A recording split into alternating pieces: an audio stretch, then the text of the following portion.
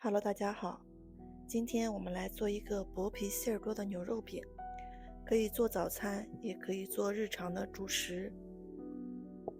和面的方法也是用的半烫面，先准备500克的面粉，用150毫升的开水先烫一下，用筷子搅拌搅拌，然后加入2克的食用盐入个底味儿，再加上150毫升的常温水，把它搅拌成絮状。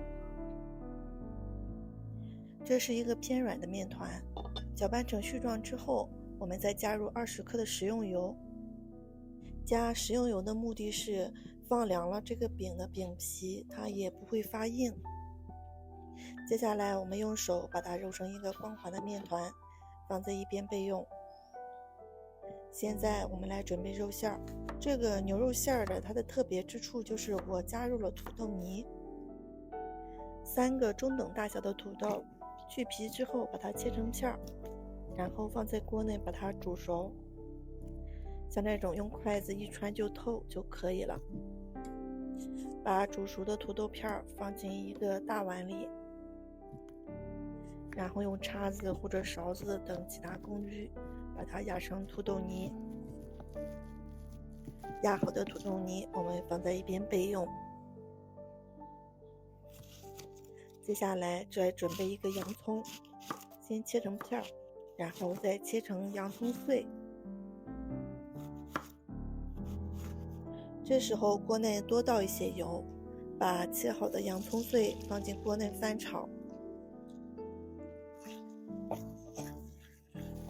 洋葱碎炒成这种状态就可以了。翻炒过的洋葱碎，一方面去掉了多余的水分，另一方面也使它的葱香味更浓一些。我们把洋葱碎盛在一个小碗里，放在一边备用。接下来再准备一把小葱，把它切成葱花。如果家里没有这种小葱的话，用大葱也可以。用大葱的话，记得把葱花切得小一点。葱花切好之后也放在一边备用。都准备好之后，我们下面开始调肉馅儿。准备牛肉馅500克左右，加入刚刚炒好的洋葱碎。这个洋葱炒好之后放在一边，可能就颜色会变得深一点。再加入我们刚刚压好的土豆泥，最后放入我们刚刚切好的葱花。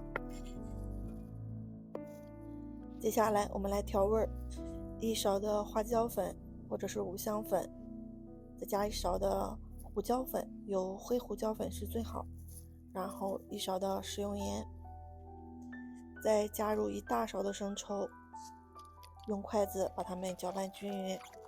这里调料的用量大家根据自己的情况来定，我这里的1小勺大概是2克左右，大家可以参考一下。接下来加入50毫升左右的清水，然后用筷子把肉馅儿搅打均匀，搅打到水分完全被肉馅吸收，然后肉馅有少许的粘性就可以了。调拌好肉馅之后，我们的面团也松弛好了。像平时包饺子一样，我们把它揉匀之后分成小剂子。这个分多少个小剂子要根据你想要饼的大小来决定。如果你想做的饼稍微大一点，你可以分成8个或者是10个小剂子。这就像我们前几天做的韭菜盒子一样，我呢依然分成了16个小剂子。取一个小剂子把它按扁，然后擀成一个薄饼，尽量的擀得薄一点。擀好之后，我们把面皮放在手上，然后加入我们调好的牛肉馅儿。喜欢吃饼薄一些的，可以少放一点牛肉馅儿。我这里放的牛肉馅儿它比较多。放好馅儿之后，我们就像包包子一样，把它的周边捏起来，然后揪去多余的部分。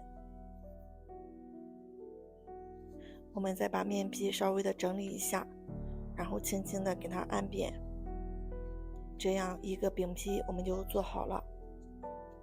我们煎的时候要把它表面的干面粉给它稍微的清理一下，然后放进平底锅。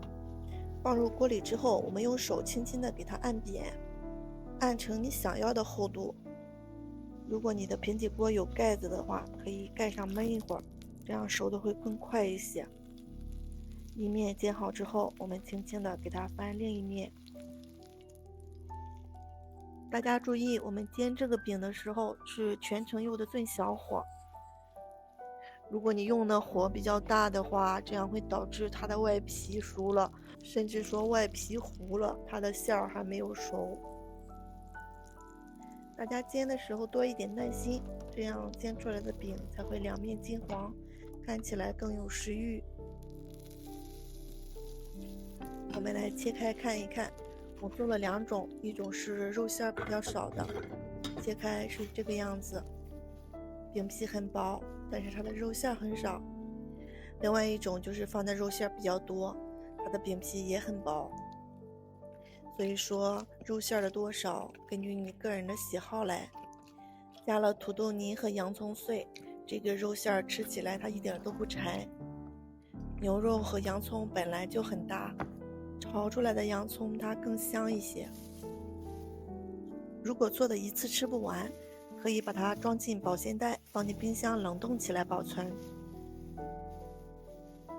好了，今天的牛肉馅饼我们就分享到这里了，希望大家能够喜欢。我们下次再见，拜拜。